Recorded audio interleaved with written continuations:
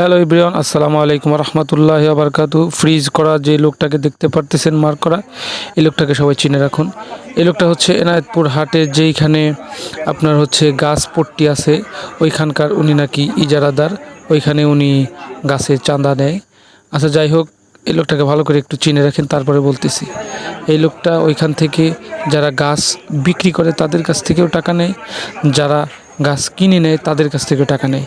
এই বিষয়ে আজকে সকালবেলা তার সাথে একজন ক্রেতার কথা কাটাকাটি হয়। আসলে হাট কর্তৃপক্ষ এবং থানা কর্তৃপক্ষকে প্রশাসনের দৃষ্টি আকর্ষণ করতেছি, এই লোকটাকে কি আসলে অনুমতি দেওয়া হয়েছে, নাকি যে যে বিক্রি করতেছে বিক্রেতা এবং ক্রেতা দুইজনের কাছ থেকেই টাকা নেওয়ার অনুমতি কি তাকে দেওয়া হয়েছে কিনা। এই বিষয়ে আসলে যদি আপনারা কেউ জানেন জানাবেন, আর যদি না জানেন তাহলে সবার দৃষ্টি আকর্ষণ করতেছি এ বিষয়ে।